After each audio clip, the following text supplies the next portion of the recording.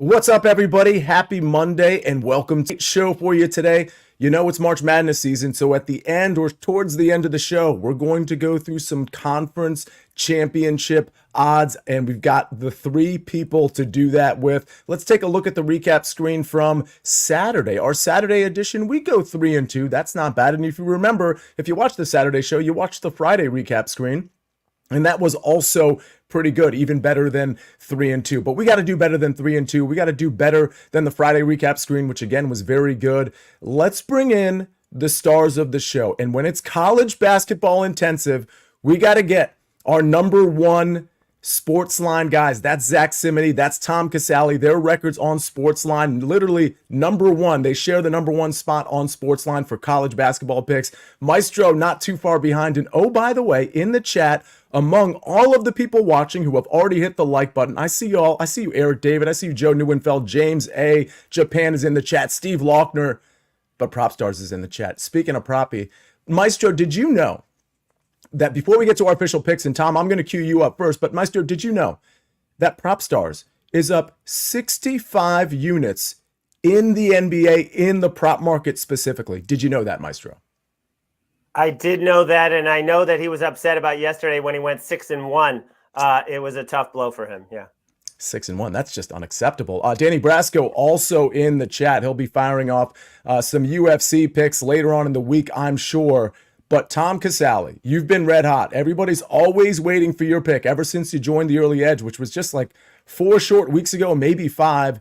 You've got to play. And this is actually a team I was maybe going to back as well. So I'm really glad you're on this one. We're going to talk some Northern Kentucky money line. What you got, Tom?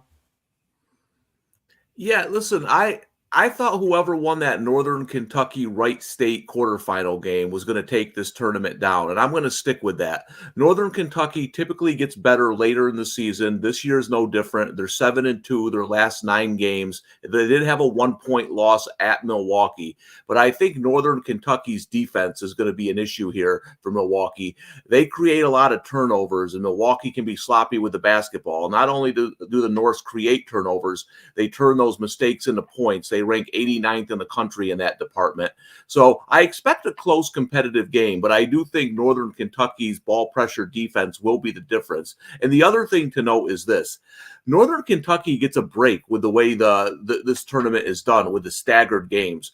They played last Thursday. This isn't a deep team. They rank 320th in bench minutes. So because they didn't have to play back-to-back nights and they get a few days off, I think that benefits them. And I think it's going to be a good game, but I think defense, 3-point shooting, Northern Kentucky wins it.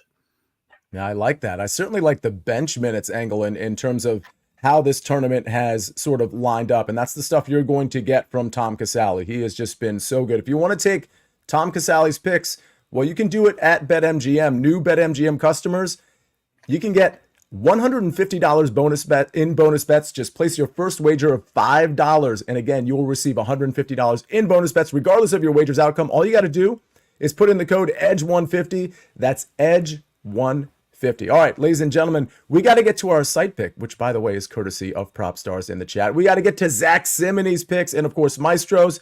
I've got a pick. Maybe the color of my shirt is tipping my pick off. But before we get to any of that, quick message from our partners. And the crowd goes crazy.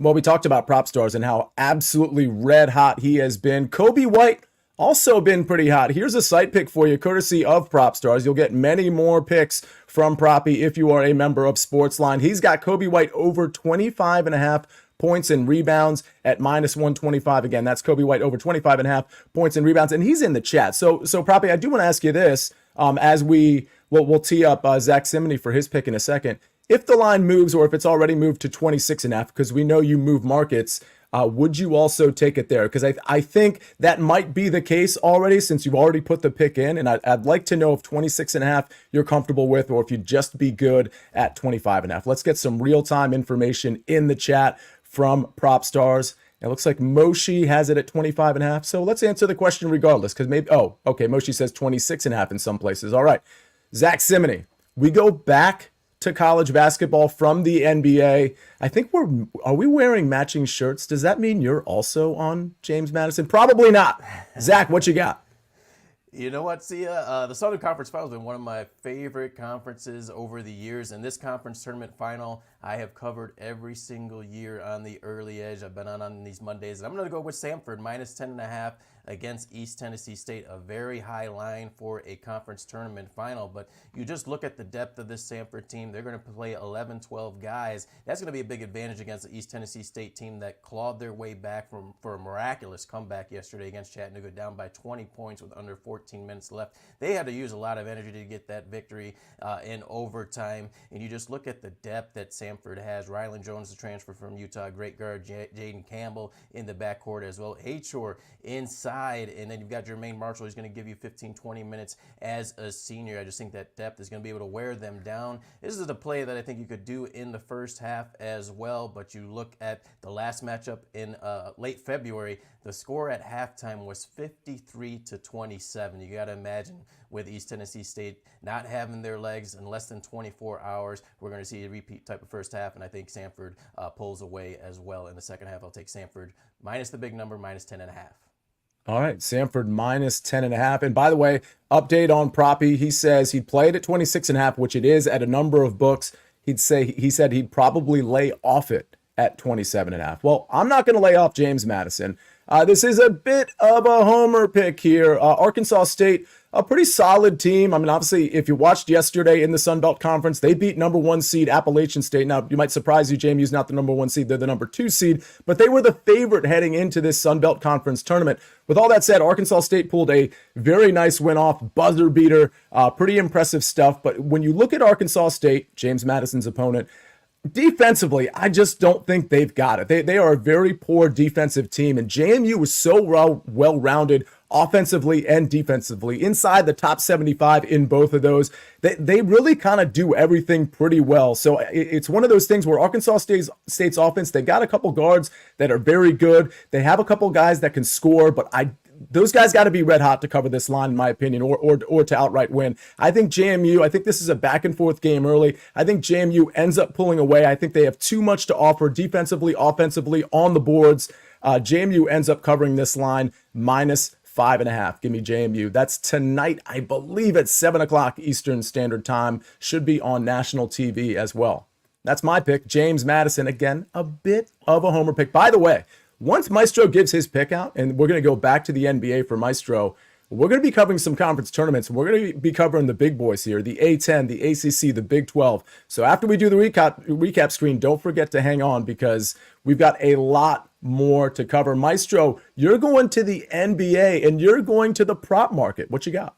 Yeah, this was a tough beat on our Saturday show. Brandon Miller over 2.5 3-pointers. He took 10. He only made 2. I'm going back to the well, even though it wasn't my pick. I agree with that play because he faces the Pistons tonight. The Pistons given up 41% from beyond the arc over the last 3 games. And Brandon Miller, he has the green light to fire at will. At least 7 3-pointers attempted in 6 straight games. He's faced the Pistons twice this season, 7 of 14 beyond the arc.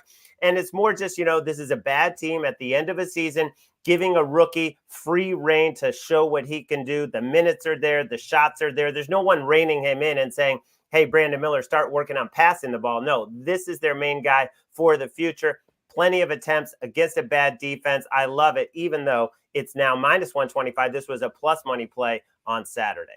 All right. And by the way, we have a lot of picks in the chat. Wu-Tang says Kobe White over 2.5 3-pointers.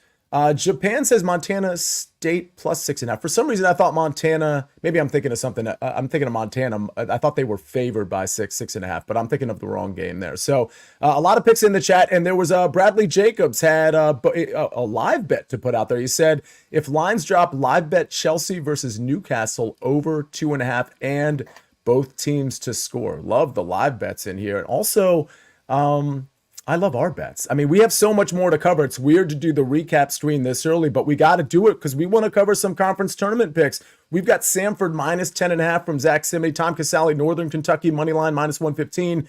I've got James Madison minus 5.5 at minus 110. Maestro, Brandon Miller over 2.5 threes at minus 125. And our SportsLine pick, courtesy of Proppy, who was still in the chat. Kobe White over 25.5 points and rebounds at minus 127. Since he moves lines, we know it's going to be 26.5 in some places. He said he's comfortable taking it there as well. All right, before we get into our conference tournament futures, I do want to point out Inside the Lines, SportsLine's Inside the Lines is moving to 5 p.m. Eastern beginning today. Again, that show, as you know, is usually on at 1 o'clock, I believe, and now it's 5 p.m. Eastern Standard Time. Today, March 11th, that's when that starts. To maximize live betting and live chat content throughout March Madness and beyond, you got to tune into that show and tune in every weekday with Mackenzie Brooks and the SportsLine model crew to get all your questions answered, from NBA to college basketball to college baseball. They certainly cover it all this time of year. And we cover conference tournament futures with all three of these guys this time of year. But before we do that, one quick message from our partners. Who's in? Who's out? Let the madness begin. The NCAA Men's Basketball Championship Selection Show on CBS and streaming on Paramount Plus. All right, we are back. Welcome back to the Early Edge, of course, sponsored by BetMGM. We've got Tom Casale in here. We've got the Maestro. We've got Zack Cimini.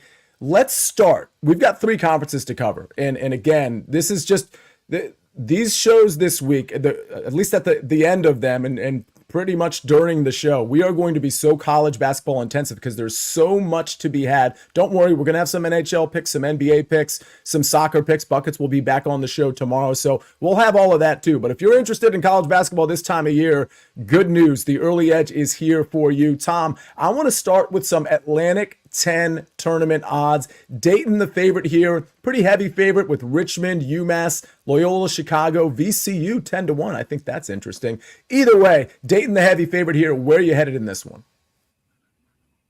Yeah, this is an interesting conference because I think Dayton's going to be tough to beat. But if you want to take some value, if you're looking for someone besides the favorite, how about Loyola Chicago? I mean, this team's only lost 3 times since Christmas.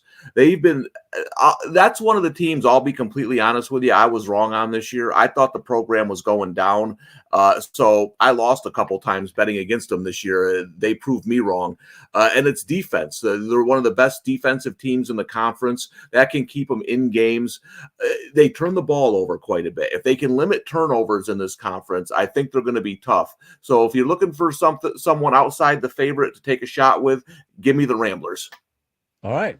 Give you the Ramblers. We'll go ahead and do that.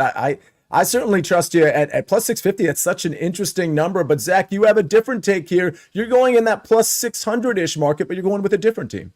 Yeah, I think you look at the teams in the Atlantic 10, UMass, even third in the odds list, is a little bit underrated. You know, Dayton has the name recognition, top 25 team. Loyola Chicago, from their Cinderella dance run and their turnaround this season, has the name recognition. Even VCU a little bit from their past tournament runs. But you look at UMass, what they've done under Frank Martin's been nothing short of incredible. And they finished 4th in the Atlantic 10 this year, 3 losses by 1 point. They could have had those games right there. And I just look at how they played against the upper level teams. They beat Richmond by 10 points, lost to Dayton by 4 points, lost to Loyola Chicago by 1 point. So they can hang around. They always hang around in games, and that's a quality that I like in a tournament. So give me UMass 6-1. Okay, we've got Loyola Chicago, we've got UMass, and Larry, who do we have from you? Do we go with the favorite here?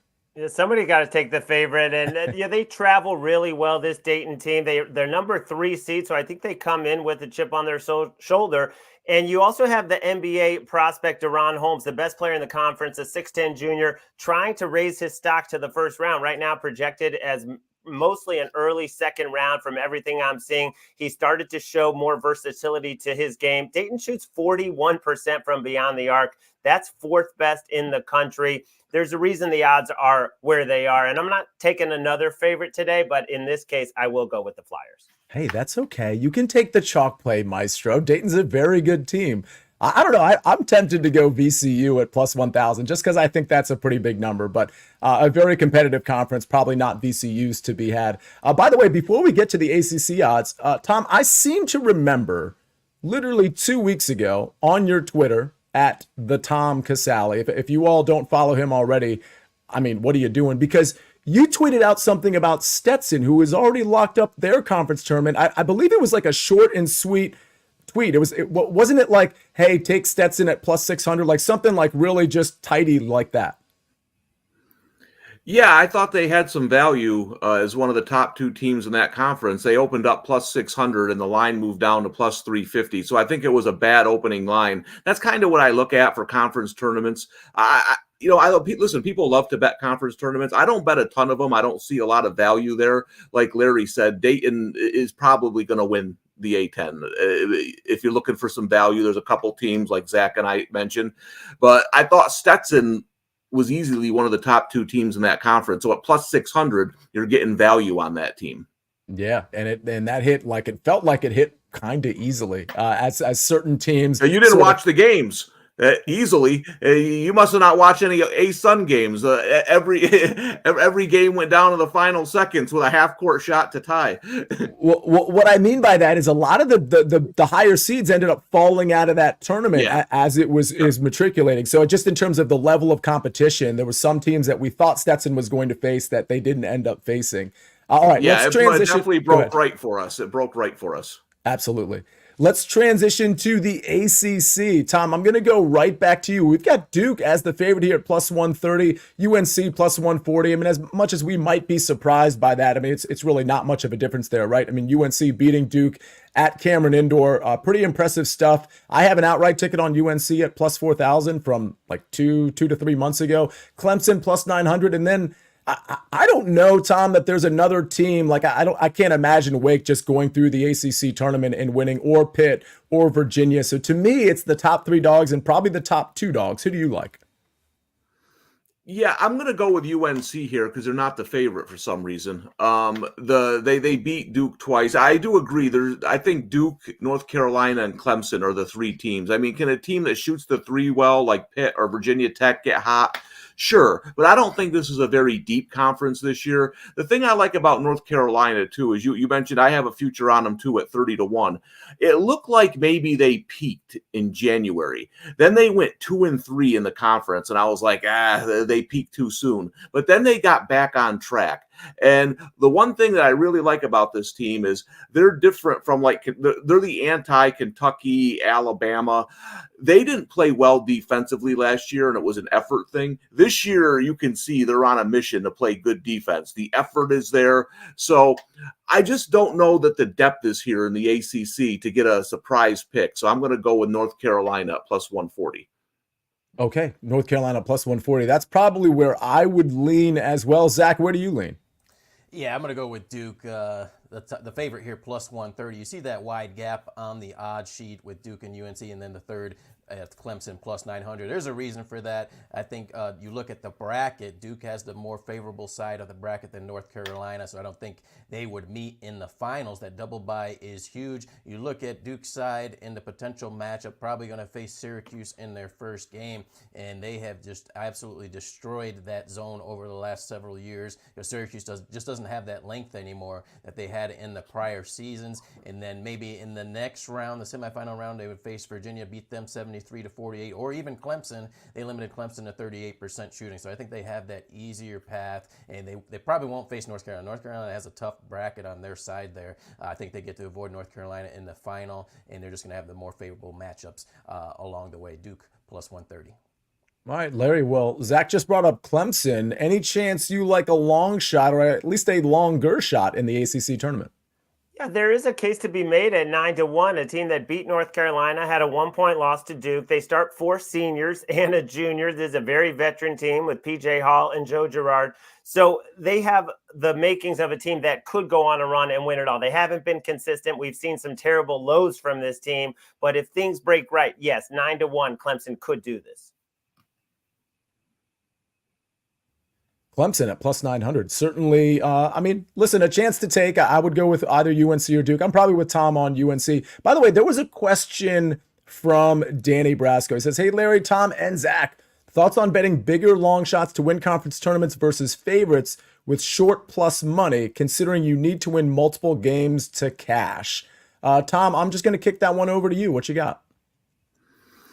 Yeah, you're always looking for chances to hedge, especially like when we get to the NCAA tournament. Like like when you tell somebody, "Hey, I got Iowa State at 100-1," or you say, "Well, Iowa State's not going to win the tournament." Well, they don't need to. They don't have to win the tournament for us to win money. So when you bet those longer shots, you have a chance to hedge. Like if you took Stetson at plus 600, you could have hedged with Austin P yesterday if you wanted to. So it does make sense, but I do think what Zack said is important. You want a longer shot that's in a good part of the bracket.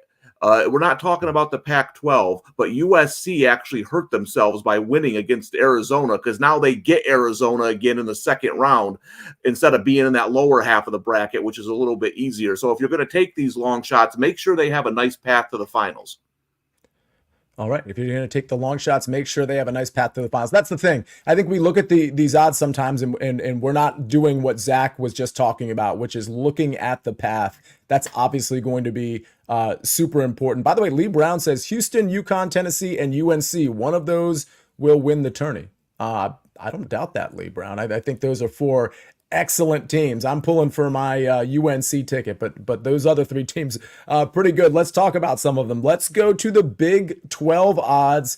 We've got Houston. Oh, there they are at minus 165. Iowa State at plus 400. Baylor playing some better ball, plus 800. BYU, they can hang with anybody on any given night at plus 1,000. And then Kansas all the way down at plus 1,400. That's very interesting. All right, Tom Casale, where are you at on this one? There's certainly a lot to choose from. Yeah, and this is one of these conferences that it's how it's laid out. I was going to like a team down in the Kansas part of the bracket because, Kansas, they are what they are. Everyone kind of knows about them now, which is unfortunate heading into the NCAA tournament because I think we could have had some value betting against them. But they're vastly overrated this year. They don't do many things well. So you look at that bottom half of the bracket, and I look at Texas and Baylor as two teams I think that can make runs. I'm going to go with Baylor. They've shown they can beat the good teams in this conference. I like the makeup of this team. Listen, the Big 12 to me is one of these conferences that's so deep that you could get a team. I don't like Houston's odds at minus whatever. This conference is so deep. I think you could get 4 or 5 teams that can win it. So look at that bottom half of the bracket. I like Baylor's path to the finals, so I'm going to go with them plus 800.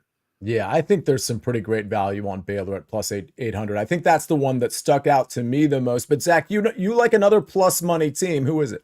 Yeah, just the second team on the list, Iowa State plus 400. I agree with Tom. This one is wide open. I could see any of the first 4 or 5 teams winning this. Even one of the long shots can have a chance with how competitive the Big 12 has been this year. But Iowa State, I think you look at losing the last game of the season to Kansas State. You want that incentive. You have to be playing well going into March Madness, going to be a high seed in the tournament. And you also want to show that you can play tournament basketball. That was one of the biggest things why I picked Iowa State. Their one in-season tournament this year, they went 1-2 in the ESPN Invitational. So I think this means a lot to Iowa State. If they do face Houston, they played them well this year, won the first matchup, were competitive, covered in the second matchup at Houston. So give me Iowa State at plus 400.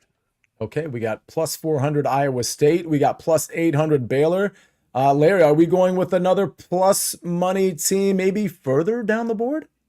I'm going with the Texas Longhorns, who have won this tournament twice recently, and they bring back the MVP of the tournament in Dylan Dessou, who is healthy and showed it against Oklahoma. They were beating Baylor at Baylor, and this is a painful memory because they were up big in the second half. Dylan Dessou gets hurt. Even though he wasn't having a great game, his presence on the floor balanced that entire offense. That gave Max Abmas and Tyrese Hunter room to operate. When he went out in that game, Baylor went on the big run, covered the 7.5 by a half a point. The point is Dylan Dessou is back. Max Abmas is on a roll. Tyrese Hunter just went for 30. They have shot makers. This is a veteran team that has basically as much.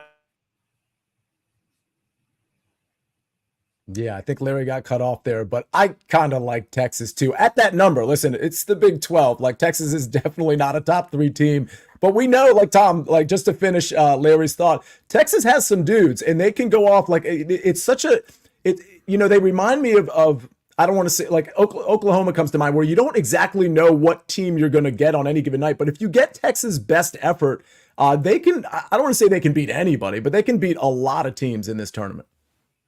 Yeah, Texas to me is one of the most interesting teams heading into the NCAA tournament because they have high-end talent. I don't love their head coach. I don't see the defensive intensity they used to play with. But when you're in a tournament setting, that short span of time, they have enough talent to make runs in both the Big 12 tournament and the NCAA tournament, in my opinion. Yeah, absolutely. Zach, real quick, thoughts on Texas. Do you think, forget about the Big 12, but when we're talking about March Madness, is that a team that, depending on how the bracket falls, you might target to make like a Sweet 16 Grade 8 run? I don't have to see the bracket, but I do think in the Big 12 tournament they definitely have a shot. They underachieved in season. And sometimes you see a team just get rolling at the right time, and just like Larry and Tom said, they have the players. If they just get going, get that one win, that big upset, they can get it done. Yeah, rolling at the right time. Well, if you want to roll at the right time for the March Madness bracket, you can do that right now, by the way. You may as well get it out of the way and register for the CBS Sports bracket game. Start your pool right now. It's officially March, and that means madness. So remember to join the Early Edge Bracket Challenge. Winner will receive a 12-month subscription to SportsLine. Link is in the description of this show. See terms for details. Again, this is the bracket challenge. Go ahead and register for that now. Again, once Sunday selection comes out, you kind of want to have like at least some of these you want to be registered for, just so you don't have to do the ministerial task of like figuring out what to sign up for, what not to sign up for. I'm sure we'll all, as a part of the show, I'm sure we'll sign up for this as well. And so maybe, you can beat us and you can talk some smack. That'll be really fun. Or maybe we'll beat you and we'll talk some smack. But we're done talking today, at least for now. Don't forget, Inside the Lines is at 5 o'clock today for the foreseeable future. And also the MLB, I know Mark Buchholz was asking about this earlier, the MLB Futures Show, that's 3 o'clock today. We've had at least one already. I think we got a couple more on deck. One of them is today at 3 o'clock. So we have a lot of content coming up. But for the early edge, for the morning show, that's all we've got. So on behalf of Jake the Snake on the 1s and 2s and 3s and 4s, on behalf of Prop Stars in the chat, on behalf of Danny Brasco in the chat, on behalf of all of you in the chat, and of course, Tom Casale, Zack, Cimini, and the Maestro. This is the Early Edge. I am the counselor, and we rest our case.